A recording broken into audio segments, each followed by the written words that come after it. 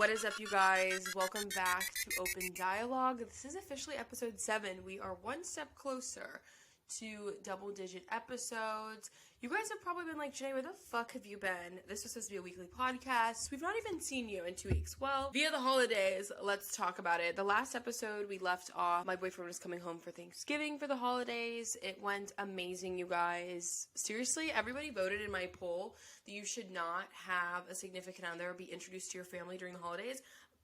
From my perspective, it went wonderful. I was like, actually, maybe people should do this more often. I felt like there was just like such a fun vibe. Everybody's so loving for the holidays. I have a huge family that's really crazy, so I was like, this hard launch is probably the best timing, and it honestly proved to be so. So, I don't know, you guys, you might think I'm delusional, you might think I'm crazy, but as SZA would say, I love being delusional, and it worked out. And yeah, we had a great time. He spent Christmas with his family, I spent Christmas with mine.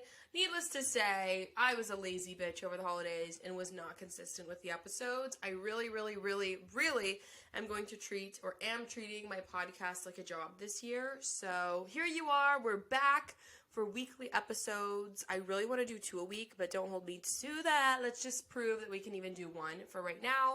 And then we'll just keep going. But I love everybody who's listened thus far. Thank you so much for coming along this wild journey, listening to what the fuck I have to say, thinking it's entertaining, thinking my voice is, not annoying. I really appreciate all of those pieces. So without further ado, welcome to Open Dialogue. This is episode 7. Holy fucking shit. 7 episodes in, and we're still here, we're still going. I'm really working hard to get some interview series on the way for you guys, and to just actually record lengthier episodes. The new year's gonna bring some changes, so get ready to sip the proverbial tea, bitches, and get into some shit. That was my iced coffee break. You guys can see I'm quite literally sitting on the ground, or if you're listening, let me paint a scene for you hoes. I'm sitting on the floor in my bedroom here in Miami, looking at the gorgeous view, and just really thinking about life, thinking about all the things that have happened and just transpired this year to get me to this exact place. I have so much gratitude for 2022, for the highs, the lows, the absolute low of lows, the changes, all of the different pieces that have led me to this exact moment. It's so crazy to think about how much life has changed, and I'm sure you guys know this as well from your own lives, but it's so wild to see how little amount of time it takes huge changes in your life. I think that's such a beautiful thing, whether it's for the good, the bad, or the indifferent. I really just have a lot of gratitude for that. So 2023, let's do almost like a year in review. So I wanted to do, there's this TikTok trend going around about icks. I wanted to do like icks and then understand what your guys's kind of thought process was on it. But I do think that almost before we get into the hot topic, before we start on that, I wanted to speak a little bit more about my resolutions, ones that have come true, ones that haven't come true. Because honestly, a lot of my resolutions from 2022 have. I leveled up career-wise. I'm starting literally next week, you guys. This is so exciting, which we need to talk about that. I'm starting my new job. It's just definitely a step towards a different path that I've really wanted to take. It's leveling up, of course, monetarily, but just even in my life and where I'm able to do. I live in Miami now. My job's based out of Miami. So a lot of those pieces were on my 2022 resolutions, was to move and to be able to travel more, to be able to just take myself more seriously, which is really kind of what my 2023 resolutions are as well.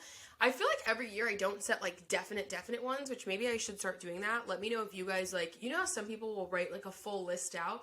Please let me know if you have the diligence to do that. Like, let me know if you're that bitch, because should I be that bitch? I don't know. Maybe I should be. Mine are always super broad. Like, I just want to be a lot more, snatched. I want more coin. Like, they're very broad. So let me know if you guys are the type of people that write them down and it's ultra specific, or if you kind of keep it like me. So it's like, technically I made it. But that's ultimately what I'm trying to do. And I think this year I'm going to actually do that and see which kind of piece I like better and what works better for me.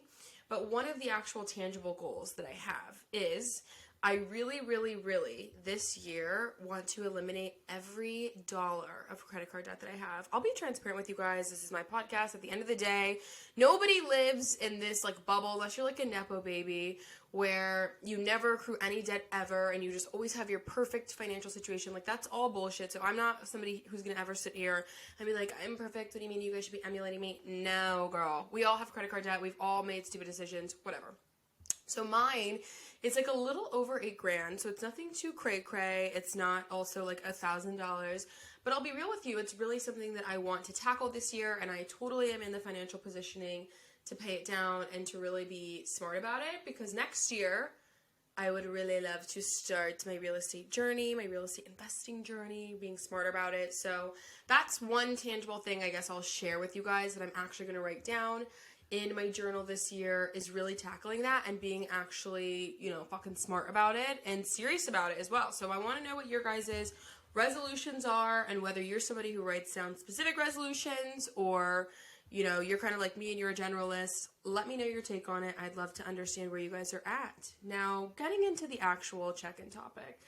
There was a trend on TikTok, and I thought these videos were hilarious. Most people did them with their significant other, or like their best friend or sibling or whatever.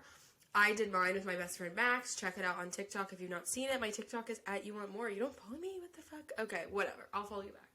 But we did the ick challenge and icks about one another. There's so many funny things, but I thought, you know what? Why don't we on the podcast do relative icks? So this is going to be icks with people. I wrote a list on my phone of icks that I genuinely believe they're not held within any sort of gender roles, male or female, certain types of people. This is just like icks in general as a society. And I think these are important. And you guys let me know if you agree with them. And I think this will just be a fun little check-in topic, whatever. After it, we can move on and keep it pushing. But these are things that universally have icked me about people. Number one, impoliteness. And I live, as you guys now know, in Miami. I live in a building. There's a fuck ton of people in Miami in general, and just people that live here or people that live in my building, but people that are like impolite in many ways, whether it's like, oh, like no salutations, have a good day, oh, okay, thank you so much for holding the elevator, or even like how they speak to the people in the package room, or those sort of things. People that are just so like, what is this? I want that. Like, I don't have anything to say. Biggest ick of my life. I am not going to sit here as like the queen of manners, the queen of morale, but I can at least, like, I am very polite. I'm going to go on record and say that. And I know most people are like, you can't say things about yourself, like, I'm a good person. No, but I'm really polite. I know that I am as a person, because it irks me so much to my core. So that would be a huge ick of mine. It's just impoliteness in people in regards to other people, or like people in service, or even just like people, if they're in a relationship and they don't even acknowledge their partner in like a, I don't know, polite way. Like, that is the ultimate fucking ick of my life to me. So that was my first one. And that one was actually pretty quick to the top. My second one. This is going to be hard because I do at times find myself doing it. People that act like babies. This is just a large ick, whether you're a man or a woman. I don't care if you're a girlfriend who like doesn't say baby voice, and like, that's gross. And then also as a man, if you act like a little bitch all the time, or you complain, or you're the type of man that does like a tantrum vibe, it's just so gross to me. I've always been a serious person. I think that even, I say that as I'm like, I've always been a serious person. Even when I was like younger though, I feel like I've always been a little bit more serious and a little bit more matter of fact. Even as a child, my mom will say I was like the least smiley, least like giggly baby. She said she knew I was a Scorpio rising from the time she met me, and it's true. But I just genuinely don't like when adults act like babies. So whether it's baby voice, whether it's their mannerisms, that is a huge ick to me. And I think something, it just as a society, like, who decided that was sexually cute, or that we should ever do that? I think that that's gross. And if you are in a relationship, you guys do that, why are you doing that in public? What's going on? So that's probably the second ick of just in general, again, as a society, or just as people in general. The third ick, this one was hard for me to really decide on, and hard for me to, I guess, just put into words. This one's actually, I'm lying. This one was actually pretty easy for me to come up with. And I think sometimes this is more specific to women than men. My third ick is when people pretend that they're not hungry, whether it's like out in a social gathering, or like people that do this on a date, or people that will like take one bite of something and not even eat like a majority of the food. That, you guys, I can't even put it to words how much that grinds my gears. And mind you, I live in Miami. Like, these bitches here are the queens of like nibbling. I cannot handle it. I can't, like, I am somebody, if I want a burger, I'm gonna eat the whole thing. Or like, if I order like an ice cream, oh my god, with ice cream, people irk me with this. Then they want to throw it away. Or it's like, oh, I can only have 2 bites of it. I'm literally not hungry at all. Be fucking for real right now. So yeah, that would be my third ick, is just people that like pretend to not be hungry or take one bite of something and like, it's just an ick all around. It's just an ick all around, and it's wasteful and it irks me. So, and those are just my top 3 icks, I guess, for people. What are some of your guys' icks? I'm gonna put that as the question below. I want to hear what they are, you guys. I always love hearing your guys' feedback, so let me know if you have some icks, and if you've done the trend, tag me in your video at opendialogue.pod on all socials so we could see what your icks are. On the topic of resolutions, we got into a little bit of a tangent earlier when I was talking about what my resolutions are, and obviously one of them I shared with you guys is to pay off all my credit card debt this year and to really take myself seriously on a financial capacity, in all capacities, but really specifically financially, and then more so physically. So I wanted to talk more in today's episode about our actual resolutions. How do we define success of our resolutions?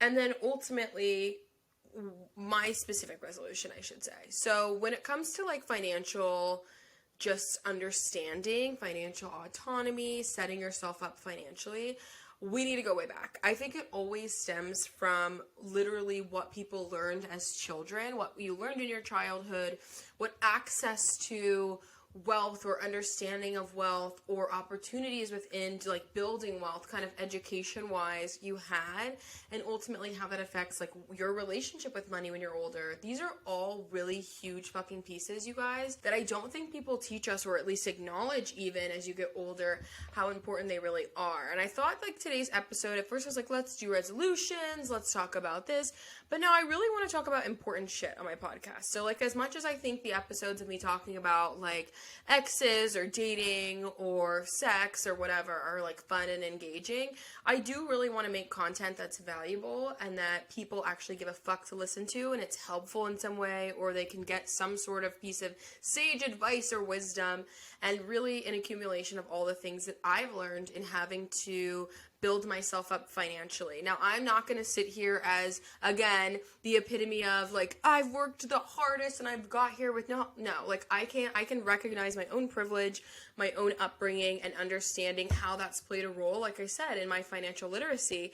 But I think there was a lot I had to learn on my own, and a lot of pieces that I had to fill in my own puzzle to really be able to heal my relationship when it came to how my relationship with money was, what is investing, what did it look like to set myself up for the future, what is generational wealth, and all those pieces. So having such a goal like paying off of my credit card debt really does play into that overarching just picture that I really want to create for myself. And one of the ways that I totally believe in manifesting is visualizing and really speaking into existence what you want and what you're working for. So one of the goals I really am working towards, being that kind of micro first step, is paying off my credit card debt.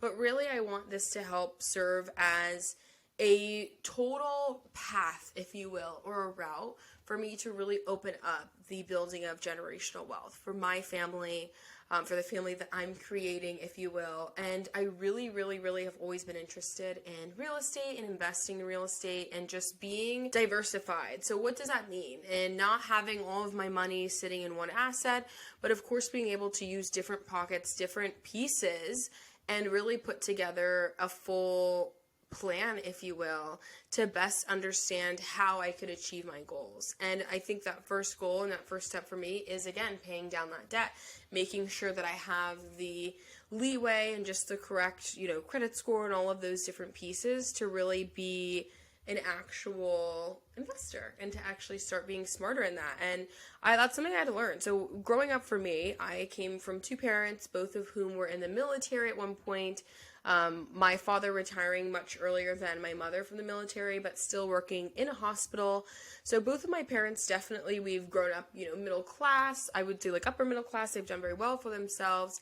But we've really been able to understand, I guess, the value of a dollar. But something I didn't really understand was how to invest and what to invest in and like what proper ways I was able to invest and like what the fuck to do even to get started. And so when people will say like social media is this, social media is that, I learned so much through social media. Now, does that mean that like all information is valuable? Fuck no, absolutely not. So there is a process of vetting the information and who is saying it to you that I think takes a lot of credence. But YouTube and even TikTok now in this new day and age, I would say YouTube probably more so for me, was such an invaluable tool to understand like what are the tangible steps to actually get started. And I did a lot of research about real estate investing, about understanding what those initial preliminary steps are and how much do I really need to save, what should really my credit score be or my savings look like, and what is really the process to actually like apply for loans to get a house, all of those different pieces. And a lot of that I had to do on my own. So although I came from a level of privilege with my family, it wasn't something that they had like an insane amount of knowledge in or really have ever kind of tackled. And I think that's something that a lot of people don't talk about is we see on social media or we see within maybe even our own communities or people that we know, friends that we have, them attain these different levels of success or be able to do certain things that you're kind of like, wow, I would want to do, but how do you even know how to get started? Like, how do you even know where to look to for the correct information or where's the best places to research? And that's something that I really had to bridge for myself. So if there's anything I could say about that to kind of pass on to you guys is there are amazing YouTube channels out there. One of them I can think off literally the top of my head is called The Real Estate Robinsons. It's a husband and a wife duo, and they have started a complete full portfolio business of real estate investing. So plug to them. They're on YouTube, they're on TikTok. They are so good and give such sage advice. There's so many different other creators as well that could be named, but they break it down really systemically and show you where to begin. And so that was ultimately where my journey began. And part of it was also accepting, you guys. There's like pretty universal advice is if you see somebody, and something I even had to learn with my own parents is if you see someone or you see your family or whatever, and they are who you're kind of most afraid to be vulnerable with when it comes to money or about your decisions, or like even with siblings at certain points in my life, I've thought like, oh, I don't know if I want to tell them my plans or what I'm doing because I don't know if they would approve. I really had to sit back and ask myself, like, are they in a positioning that I would want to be in? And sometimes that's hard, like, especially when you look at your parents or, a family member or a sibling, like somebody who's close to you, it's hard to not look at it from an angle of judgment. And I don't judge them. They just have different goals than me, or I have different goals than them, or we just don't think the same about certain things, or they simply have just not taken the steps to really gain more knowledge of what I'm looking for. I think sometimes it can get extremely murky to be like, oh shit, I don't really want my life to look like yours. And so that's one of the main reasons why I kind of have had to think about it, especially when it comes to like my parents or my siblings. Like, I'm not going to take your advice or necessarily take the path that you took because I want my life to look a lot different. And I think that's so okay and like more valuable than you think to pave your own path and to do your own research. Like sometimes it really is the best route to take the hardest route and to kind of have to learn and stumble a little bit more because you become more resilient and you get way more knowledge at points than if you were to just take what was like told to you. And that's something even with my parents, just to be really fucking vulnerable with you guys and transparent, is I had to learn. It's like I don't want as successful as they are and the amazing advice that they do give, there's just specific things and goals that I have that are different that they are not, the best people to turn to in, or they don't have the best advice or knowledge in that area. And one of them is real estate investing. So I just kind of had to say, okay, I need to realize this on my own and really get a better understanding for what's going to affect me. So tangibly within this year, I'm excited to really actually start to achieve some of the things that I've set into the works in regards to this, in regards to paying off debt and really starting my journey with that. And I really hope that if even one person listens to this, you understand that you are more than capable to achieve the things that you want, even if you didn't come from a family or a community or an upbringing that cultivated you perfectly to get there. If you can dream it, if you can visualize it, if you can see yourself, holding the keys to these places, and you put in the work, or whatever your goal is, you can see some sort of a visualization of that, then it's more than capable for you to achieve and for you to ultimately seriously succeed in. And I really believe that. I know some people are like, this bitch is delusional,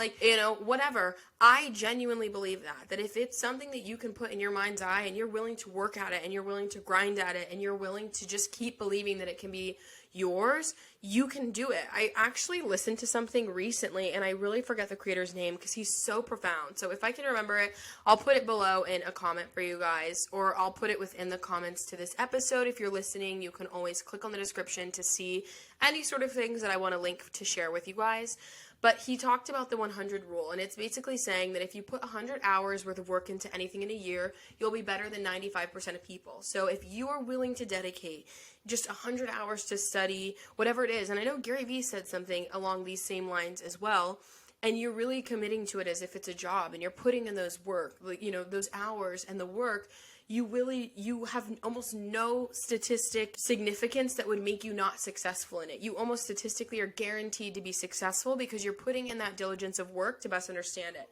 And so I've kind of it really struck me. Like, that's something, this was like in the last few days, something that I kind of sympathized with, or not sympathized, but I really was like, holy crap, wow, like, look at that, that's true. And so with my podcast, or with the real estate investing, with paying down my debt, all of these pieces, I really had to start putting in those hours to be like, okay, guys, what are my goals? What do I really want? And how do I practically see myself getting there? And one of the first steps is research and looking through different YouTube channels, finding information, finding books that could be helpful to me, whether it's on paying down debt or budgeting, and helping me split up the, money that I do have coming in, ways that I could practically have new money coming in, like different streams of income just currently, and kind of smaller ways to get into the real estate investing. Like, I started investing in REITs, which are like real estate investment trusts.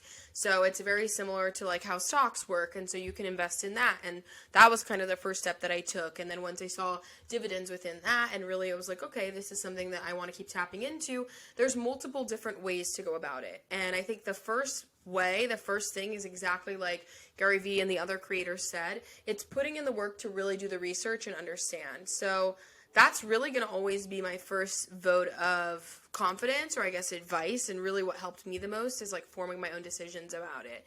And I gotta say, you guys, it's really empowering too to be able to become, somewhat of a knowledge source within it. And it doesn't have to be real estate investing, it doesn't have to be credit card debt, whatever the fuck you want to do, just be the best at it, okay? And really, really be diligent about being the best at it. I'm excited, you guys. 2023 has so many different opportunities for us, and as you go into this new year, I really hope that you bring on those just habits that were really serving you. Mine were waking up early to work out despite whatever my schedule was, keeping it consistent, keeping it really, really consistent in going to the gym, especially at that time, reading more. That's actually really like a tangible thing on my list. My friend Max actually had a breakdown where he's like, I want to read a new book every month. And part of me really does want to try that. I genuinely believe 12 books a year, like, imagine how your life could really change. So I'm going to make my list and I'm going to bring it to you guys. I'll tell you guys in the next episode. We'll go down what I actually tangibly wrote, because now that I've thought through this with you guys, and now that we've actually talked about it a little bit more, I'm kind of like, damn, maybe I should do like the actual structured list so that I have like a little bit more accountability and things to cross off. You know when you make a to-do list and you can like tangibly cross the shit? Oh, it's so satisfying. So actually I'm going to do that. I really am going to do that. 1 book a month. You heard it here first. Okay, we're doing it. But I want really the message of this podcast. I know we talked about a lot about finances and just starting somewhere, becoming a thought leader within your prospective field or whatever your goal is.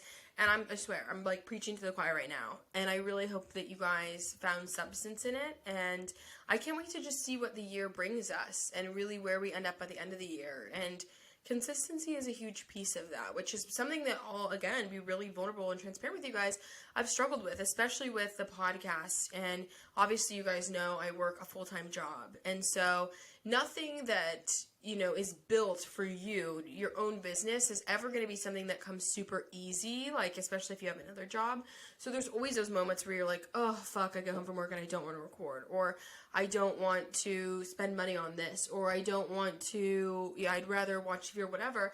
And it's really in those moments, me and my boyfriend were actually just talking about this at dinner last night, that you kind of have to make those decisions to be like, no, let me just push a little harder and work towards my own goals. Like, he's really huge on, although, even when he had a job, he still is working towards his own goals and, like, making sure you're setting yourself up, especially if you want to work for yourself or you yourself want to become a business, etc. So that's something that I'm really focusing on this year as well, is, again, treating my podcast, treating myself and the businesses that I have like an actual job just as much as I treat my 9-to-5 that I get paid to be at, because eventually it will be the other way around and I will be, my own business working for myself.